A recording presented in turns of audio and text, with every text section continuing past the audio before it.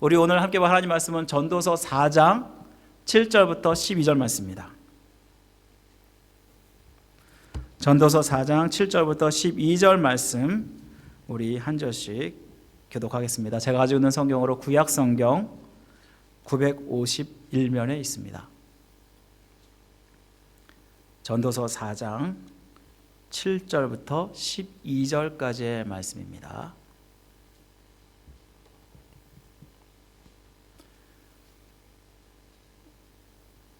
제가 먼저 읽습니다. 내가 또다시 헤아려서 헛된 것을 보았도다.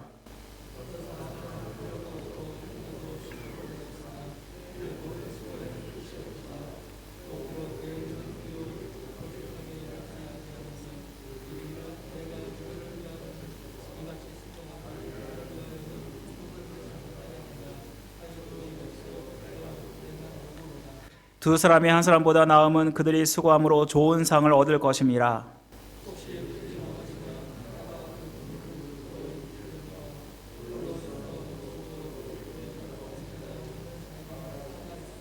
또 두 사람이 함께 누우면 따뜻하거니와 한 사람이면 어찌 따뜻하랴.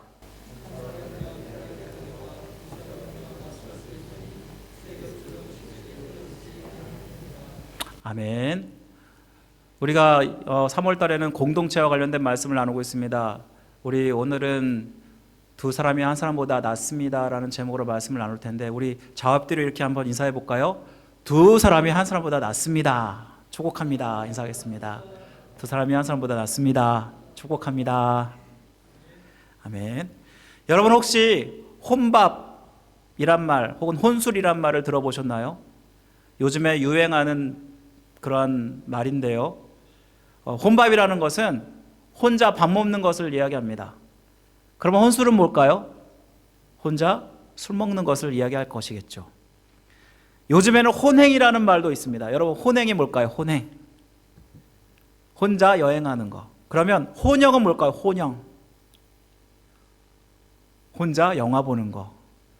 이렇게 해서 혼자 하는 그런 트렌드가 요즘의 트렌드입니다. 여러분 10년 전만 해도 혼자서 뭔가를 한다고 한다면 굉장히 어색했습니다. 혼자 하면 청승맞다라는 말을 여러분 많이 들어보셨죠. 그리고 부정적인 인식이 참으로 많았습니다. 하지만 1인 가구가 증가하고 또 3년 동안 코로나 팬데믹 이후에 혼자 있는 시간들이 더 많아지면서 이제는 혼자 혼밥하고 혼술하는 것이 이제는 어색해지지 않게 되었습니다. 이렇게 나홀로족이 느는 이유가 여러분 무엇일까요? 다른 사람의 방해가 없이 자유롭고 또 시간을 단축할 수 있고 편리하기 때문입니다.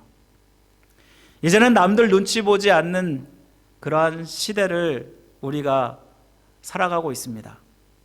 하지만 혼자 사는 것이 항상 좋은 것만은 아닙니다. 혼자 여행을 가면 왠지 쓸쓸합니다.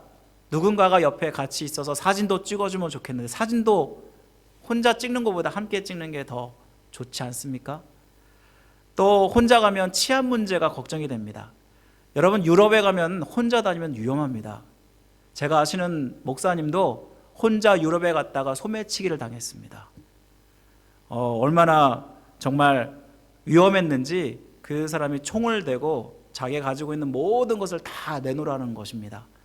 그래서 유럽에 여행 갔다가 신용카드, 신분증뿐만 아니라 모든 현금 다 잃어버리고 그것 때문에 굉장히 힘들었다고 그렇게 얘기하시는 분의 이야기를 들었습니다. 여러분 무엇보다 혼자 하는 것의 단점, 가장 큰 단점은 뭘까요? 바로 건강을 쉽게 잃어버릴 수 있다는 것입니다. 혼자 식사를 해도 다양한 영양소가 있는 그러한 음식을 잘 챙겨 먹는 사람이 있는가 하면 반면에 대부분 많은 사람들은 한 끼 때운다는 식으로 이렇게 음식을 대충 먹습니다. 그리고 빨리 먹으려 하고 그리고 먹을 때는 또 한꺼번에 많이 먹기도 하고 적게 먹기도 하고 그래서 어떠한 일정한 패턴이 없습니다. 여러분 30세끼 간편한 음식 먹고 또 인스턴트로 이렇게 먹다 보면 영양분 부족 또 충분하지 않는 그러한 부실한 식사 이것으로 인해서 건강 문제가 생길 수 있습니다. 혼술의 경우는 어떨까요? 스스로 혼자 술을 먹다 보면 절제하지 못한다고 합니다. 그래서 알코올 중독증에 빠진 일들이 비일비재하게 일어납니다.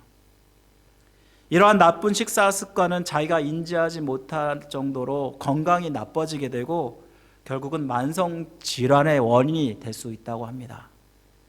영국의 한 생물 심리학 교수팀이 52세에서 90세 6,700명가량을 대상으로 6년 동안 조사를 했습니다. 그렇게 조사한 바에 따르면 홀로 사는 게 알츠하이머나 치매를 걸릴 가능성이 많다라고 합니다. 조사 기간 동안 220명이 치매를 걸렸는데 독신 남녀는 치매 발생률이 34%, 35에서 44% 높았는가 하면은 반면에 친밀한 관계를 가진 그러한 사람들은 오히려 치매 발생률이 60% 정도 더 낮았다라는 그러한 연구 결과가 있습니다. 여러분, 이 세상은 혼자 살 수 없는 세상입니다. 우리에게는 우리가 의지하고 마음을 나눌 수 있는 누군가가 필요하고 공동체가 필요합니다. 나이가 들면 들수록 우리의 육체는 더 연약해지고 우리의 마음도 또한 더 연약해질 수밖에 없습니다. 그렇게 더 어떤 사람, 어떤 공동체가 필요하다라는 것입니다. 우리 오늘 본문은 이를 잘 보여줍니다. 오늘 본문에서 저자는 해 아래서 헛된 것을 보았다라고 말합니다. 여러분, 이 헛된 것을 무엇이라고 오늘 말씀은 말하고 있습니까? 우리 8절 말씀을 보시면 해 아래서 헛된 것이 바로 홀로 사는 것이라고 말씀하고 있습니다. 4장 8절 말씀, 어떤 사람은 아들도 없고 형제도 없이 홀로 있으나 그의 모든 수고에는 끝이 없도다. 또 비록 그의 눈은 부요를 족하게 여기지 아니하면서 이르기를 내가 누구를 위하여는 이같이 수고하고 나를 위하여는 행복을 누리지 못하게 하는가 하여도 이것도 헛되어 불행한 노고로다. 여러분, 이 말씀에 보면은 어떤 사람이 있는데 그는 혼자서 사는 그런 고독한 사람이었습니다. 이 말씀에 보면 결혼을 했는지 안 했는지는 정확하게 알지 못하지만 그에게는 자녀가 없었습니다. 고대 아들이 없으면 보통은 양자를 삼아서라도 자녀를 갖는 것이 관습이라고 합니다. 그런데 이 사람은 특이하게도 자녀가 없는 사람입니다. 또 형제도 없는 사람입니다. 혼자 외아들로 태어났는지 아니면 다른 형제들이 이제 나이가 너무 많아서 다 죽었는지는 정확하게 알지 못하지만 현재는 아무도 없는 그러한 고독한 자이라는 걸 이 말씀은 보여주고 있습니다. 여러분, 이 말씀을 다시 보시면 이 사람은 이러한 상황과 형편 가운데서 이것이 정말 익숙했는지는 모르겠지만 자기 이외에는 그 누구도 돌아보지 않는 그러한 사람입니다. 여러분, 그는 자신만을 위해서 살아가는 사람인데 무엇보다 자기의 인생 동안 쉬지 않고 얼마나 열심히 공들여서 했던 일이 있었습니다. 바로 그것이 무엇이냐 하면 재산을 모으는 일이었습니다. 그래서 어느 정도 부를 가지고 있었지만 그렇지만 언제부턴가 갑자기 이것이 다 무슨 소용인가 이 인생에 회의가 들기 시작한 그런 사람입니다.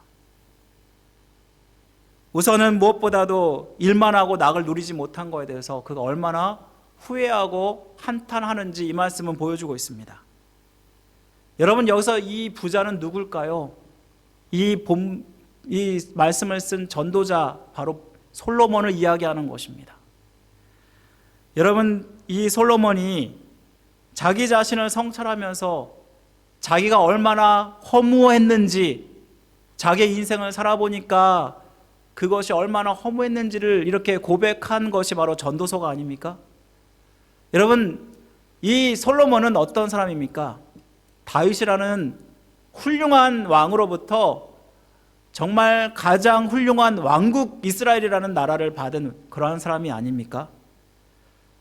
그는 무엇보다 하나님께 지혜를 구했더니 하나님께서 지혜뿐만 아니라 부귀영화를 허락하셨다라고 말씀하고 있습니다. 사실 그 모든 것들을 다 누렸던 왕, 그가 원하는 것을 모두 다 누릴 수 있었던 왕이 아니었습니까? 그런데 그가 통치 후반기에 어떤 일이 일어납니까? 그가 다스리는 이스라엘을 보다 안정시키기 위해서 주변에 있는 국가들과 함께 정력 결혼을 맺습니다. 그 주변의 나라들의 공주들과 정력 결혼을 맺어서 그때부터 이 사람이 가진 그 부인이 후궁이 300명이고 그리고 첩이 700명이라고 할 만큼 여색에 빠지게 되지 않습니까? 여러분, 여색에 빠진다는 것이 무엇을 의미하냐면 그의 인생의 후반기 그의 마음을 나눌 수 있는, 그리고 그와 함께하는 그런 친구, 형제조차 없었다는 것을 의미하는 것입니다. 여기서 부자가 솔로몬이라면 많은 것을 다 가지고 많은 것을 다 경험했던 사람이 아닙니까? 자기가 원하는 것을 다 할 수 있는 그런 사람이었습니다. 그런데 그의 인생의 결과는 어땠습니까? 너무나 허무했다라고, 너무나 고독했다라고 고백하고 있지 않습니까? 누구나 솔로몬과 같은 그러한 인생을 살고 싶어 합니다. 내가 솔로몬 같은 인생이라면 어땠을까? 더 행복하고 더 누리며 살고 있지 않았을까? 그렇게 막연히 생각할지도 모르겠습니다. 내가 하고 싶은 것, 내가 쓰고 싶은 모든 것들을 다 할 수 있는 그러한 인생을 우리는 세상 말로 성공한 인생이라고 말합니다. 그래서 우리가 많은 사람들이 부자를 부러워하는 것이 아닌가요?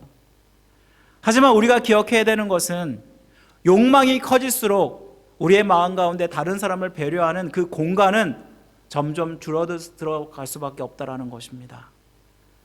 오히려 다른 사람에 대해서 우리가 욕망을 충족하는데 걸림돌로 삼기 쉽다라는 것입니다.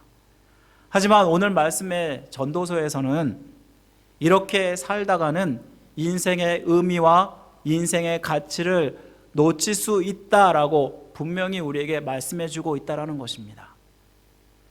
영화 감독 중에서 조지 루커스라는 사람이 있습니다. 여러분, 조지 루커스가 누군지 아십니까?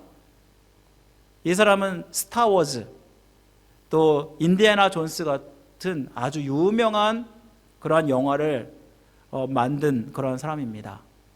이 사람의 이름만 대면 할리우드에서는 얼마나 영향력이 있는지 모르고 가장 성공한 감독으로 여겨집니다.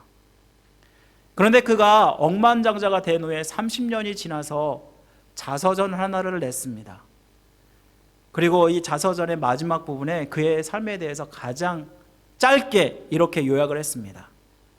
나는 쉴 줄도 모르고 열심히 성공을 위해서 달려간 인생을 살았다. 자신이 무엇인가를 이루어야 된다고 생각하여서 나는 불철주야로 뛰는 인생을 살았다. 그리고 억만장자가 되기 위해서 모든 것을 다 바친 인생을 살았다. 그 결과 나는 아내와의 관계를 잃어버렸고 자녀와의 사랑도 포기해버렸고 결국 나는 슬픔과 좌절을 심으면서 내 마지막 인생을 이렇게 비참하게 살아가고 있다. 여러분, 그의 자서전의 결론이 이것입니다. 내가 내 인생의 주인이 되어서 욕망을 따라 살아가는 그 수고가 얼마나도 헛되고 헛된 것인지를 우리에게 말씀해 주는 것입니다. 사랑하는 성도 여러분, 여러분 꼭 기억하셔야 됩니다. 나만을 위해 사는 인생 결코 행복하지 않습니다. 반드시 후회하게 됩니다. 그러면 우리가 행복하려면, 그리고 인생의 의미와 가치를 발견하려면 어떻게 해야 하는지, 오늘 말씀에는 우리가 누군가가 필요하고 사랑하고 헌신할 대상이 필요하다라고 우리에게 분명히 말씀해 주고 있습니다. 여러분, 전도자 솔로몬은 인생을 헛되지 않고 의미 있게 사는 것이 무엇이라고 말합니까? 바로 그것은 두 사람이 함께하는 것이라고 말씀하고 있습니다. 우리 한번 9절 말씀을 보시면 이렇게 말합니다. 두 사람이 한 사람보다 나음은 그들이 수고함으로 좋은 상을 얻을 것임이니라. 여기서 두 사람은 최초의 공동체를 우리에게 생각하게 만듭니다. 여러분, 하나님이 처음 인간을 만드실 때 이 인간을 만드시고 나서 뭐라고 그러셨나요? 매우 좋았더라라고 말씀하지 않으셨습니까? 그래서 인간이 가진 모든 것들이 하나님께는 너무 좋았고 또 인간 아담에게도 너무나 좋았습니다. 그런데 한 가지 유일하게 아담에게 정말 좋지 않은 것이 있다라고 말합니다. 그것이 무엇이었을까요? 바로 사람이 독처하는 것, 혼자 사는 것이 좋지 않았다라고 말씀하고 있습니다. 그래서 아담을 위해서 누구를 만드냐면 하와를 만듭니다. 그리고 하와를 통해서 한 몸 되게 하시고 서로 위로하고 위로받게 하지 않습니까? 여러분, 최소의 두 사람이 모일 때 이것을 우리는 공동체라고 합니다. 그래서 이 공동체를 통해서 우리가 알게 되는 것은 바로 혼자보다 함께 할 때 더 좋은 결과를 얻을 수 있고 그리고 서로 위로할 수 있고 사랑할 수 있다는 것입니다. 오늘 본문에 협력하면 좋은 상을 얻게 된다는 것은 혼자 해낼 수 없는 그런 모든 일도 함께 할 때 손쉽게 모든 것들을 할 수 있다라고 말하고 있는 것입니다. 그렇다면 함께 할 때 어떤 유익을 우리에게 줄까요? 우리 오늘 본문에는 세 가지 유익을 우리에게 말씀하고 있습니다. 먼저 첫째는 필요할 때 도움을 얻을 수 있다는 것입니다. 우리 10절 말씀 우리 한번 다 같이 한번 읽어보겠습니다. 다 같이 10절입니다. 시작. 혹시 그들이 넘어지면 하나가 그 동물을 붙들어 일으키려니와 홀로 있어 넘어지고 붙들어 일으킬 자가 없는 자에게는 화가 있으리라. 아멘. 이 말씀에 보면 넘어진다는 이 말은 단순히 넘어지는 상황뿐만 아니라 전쟁에서 적의 공격으로 인해서 심각한 상해를 입는 경우를 말씀하는 것입니다.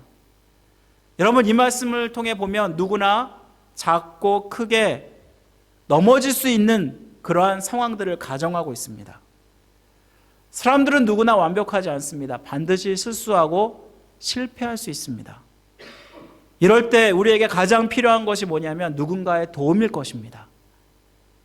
여러분, 그런데 만약 어떤 사람이 누군가 도울 사람이 없다라면 여러분, 이 인생보다 정말 서글픈 인생이 어디 있겠습니까? 내가 정말 돈이 정말로 필요한데 누군가 나에게 도움을 줄 수 있는 상황이 아니라면, 그러면서 우리는 내 자신의 그런 상황에 대해서 굉장히 서글프고 힘들어하지 않습니까? 하지만 도와줄 수 있는 사람이 한 사람이라도 있다면 이것이야말로 우리가 큰 화를 피할 수 있는 그런 은혜가 된다는 것입니다. 여러분, 진짜 친구는 언제 드러납니까? 진짜 친구는 평상시에는 드러나지 않습니다. 진짜 친구는 어려울 때 드러나는 법입니다. 마찬가지로 여러분에게 정말 어려울 때 도움을 줄 수 있는 누군가가 있어야 하는데 저는 그것이 교회가 되어야 한다고 생각합니다. 여러분, 영적으로 우리는 형제 자매입니다. 주님이 피로 값주고 사신 모든 성도들이 다 주 안에서 형제와 자매가 아닙니까? 그러면 이것은 무엇을 이야기하냐면은 서로 힘들고 어려울 때 서로에게 도움을 줄 수 있고 위로를 줄 수 있고 그리고 격려할 수 있는 그러한 공동체가 교회가 되어야 함을 말씀해 주는 것입니다. 힘들고 어려울 때 서로의 문제를 나눌 수 있고 기도를 해줄 수 있는 것, 이것이 얼마나 더 큰 위로가 되고 힘이 됩니까? 두 번째로 함께 할 때 유익은 뭐냐면 위로와 힘을 얻을 수 있다는 것입니다. 11절 말씀 보시면 또 두 사람이 함께 누우면 따뜻하거니와 한 사람이면 어찌 따뜻하랴라고 말씀하고 있습니다. 이 말씀은 반어법입니다. 한 사람이면 결코 따뜻할 수 없지만 두 사람 이상이면 따뜻할 수 있다라고 말하고 있는 것입니다. 여러분, 이것은 단순하게 부부관계를 이야기하는 것이 아닙니다. 이 말씀은 팔레스타인의 지방의 특색을 우리가 이해해야 합니다. 그 지방은 사막기후이기 때문에 일교차가 굉장히 심합니다. 낮에는 뜨거운 태양으로 인해서 밖에 다니기 힘들 만큼 그렇게 뜨겁지만 밤이 되면은 기온이 확 내려가서 얼마나 몹시 추운지 모릅니다. 그래서 유목을 생업으로 하는 이 사람들은 이 사막기후 때문에 때로는 굉장히 이러한 찬바람으로 인해서 굉장히 견디기가 힘들다고 합니다. 불을 피울 수 있으면 다행이지만 불을 피울 수 없는 그러한 상황 가운데서는 함께 나누고 또 함께 추위를 견뎌갈 수 있을 때 이것이 큰 힘이 된다라는 것입니다. 이 말씀은 두 사람에게 모두에게 서로 윈윈하는 그러한 의지하는 모습을 이야기할 것입니다. 서로에게 위로를 주고 서로에게 도움을 줄 수 있는 유익한 그러한 모습을 이야기할 것입니다. 교회도 마찬가지입니다. 여러분, 각자가 숫이라고 한다면 숫은 어떻습니까? 혼자서는 잘 타지 않습니다. 하지만 숫이 함께 모이면 모일수록 그 숫은 더 강력한 화력을 발휘하게 되지 않습니까? 마찬가지로 우리 교회가 함께 할 때 서로에게 도전을 줄 수 있고 열정을 회복할 수 있는 그러한 공동체가 될 수 있다는 것입니다. 세 번째로 이 말씀에서 함께 할 때 유익은 뭐냐면 외부로부터 오는 역경을 능히 이길 수 있게 한다라고 말씀하고 있습니다. 우리 12절 말씀 한번 다 같이 한번 읽어보겠습니다. 12절입니다. 다 같이 시작. 한 사람이면 패하겠거니와 두 사람이면 말설 수 있나니 세 겹줄은 쉽게 끊어지지 아니하느니라. 이 말씀에 보면 적의 침입 시의 방어를 이야기하는 것입니다. 패하다라는 말은요, 원어를 보면 우세하다는 뜻을 가지고 있습니다. 지금 현재 한 사람이 이 적을 상대하기에는 버거운 그런 상황입니다. 그런데 두세 사람 이상일 때 결국 공격하는 자들을 능히 감당할 수 있습니다. 이 말씀에 보면은 무엇보다 비유를 든 것이 무엇입니까? 삼겹줄입니다. 여러분, 삼겹줄은 줄이 하나일 때보다 세 개일 때를 이야기하는 것입니다. 줄이 하나일 때는 끊어지기 쉽지만 세 줄을 함께 엮을 때 이 엮은 줄은 더 강력하게 잘 끊어지지 않고 힘을 발휘할 수 있게 된다는 것입니다. 이것은 무엇을 우리에게 이야기해 줍니까? 성도의 연합과 성도의 합력하는 것이 얼마나도 중요한 것인지를 우리에게 말씀해 주는 것입니다. 여러분, 전쟁은 혼자서 치를 수 있는 것이 아닙니다. 전쟁을 혼자 치르면 분명히 피할 수밖에 없습니다. 우리도 마찬가지로 영적 전쟁을 치르고 있지 않습니까?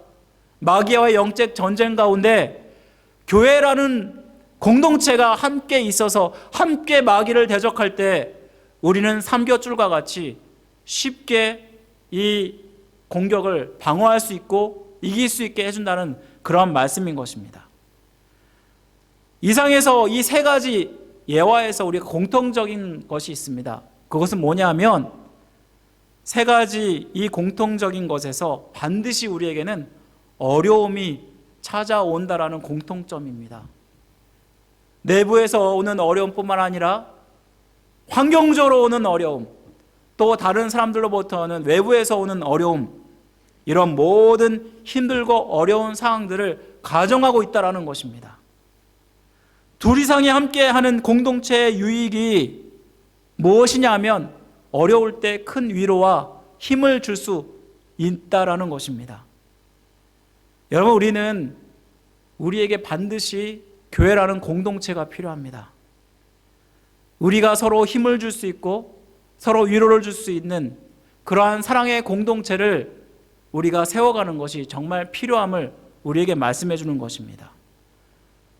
방금 전에 여러분들에게 말씀드렸죠. 진짜 친구는 어떤 친구라고요? 어려울 때 도와주는 친구가 진짜 친구라고 말씀드렸듯이 진짜 공동체는 어떤 공동체냐면 정말 어려움에도 불구하고 함께 위로해 줄 수 있고 함께 세워가는 공동체, 바로 그 공동체가 진짜 공동체가 아닐까요? 사랑하는 성도 여러분, 바로 여러분 옆에 있는 분들이 바로 여러분들을 위해서 위로해 줄 수 있고 사랑해 줄 수 있고 격려해 줄 수 있는 진짜 공동체를 세워가게 된다는 것입니다. 여러분, 손뼉도 마주쳐야지 이렇게 소리가 납니다. 그럴 때 우리는 시너지 효과를 발휘할 수 있듯이 마찬가지로 하나님께서 어떤 어려움을 주실 때는 그 공동체를 진짜 공동체, 단단한 믿음의 공동체로 세워가기 위해서 하나님이 어려움을 주시는 것입니다. 여러분, 코로나 이후로 많은 교회들이 재정적으로 어려움을 겪고 있습니다. 이는 우리 교회도 마찬가지입니다. 하지만 이럴 때일수록 우리가 함께 서로 위로하고 서로 사랑하고 격려하는 것이 필요하다는 것을 말씀해 주는 것입니다. 여러분, 하나님은 힘이 없으신 분이 아닙니다. 모든 것을 한 번에 해결할 수 있는 전지전능하신 분이십니다. 그런 분이 우리에게 어떤 어려움을 주실 때는 이를 통해서 하나님의 뜻을 이루어가기를 원하시기 때문인 것입니다. 오늘 말씀처럼 하나님 말씀에 순종하여서 나 혼자 잘 먹고 잘 사는 그런 일들을 하는 것이 아니라 어떻게 하면 서로에게 관심을 갖고 어떻게 하면 서로를 위해서 기도해주고 어떻게 하면 교회를 온전히 세워갈까, 그것을 생각하면서 의미 있는 가치 있는 인생을 살아갈 때 그것이야말로 하나님이 기뻐하시고 원하시는 모습이 아닌가 생각하게 됩니다. 여러분, 한국의 분당 우리 교회 이천수 목사님 여러분 잘 아실 것입니다. 그분이 지금 몇십 년째 목회를 하시면서 목회자들과 함께 서로 질의응답하는 시간을 가졌습니다. 그 목사님에게 목사님 목회를 하면서 목사님의 목표가 무엇입니까? 라고 물어봤다고 합니다.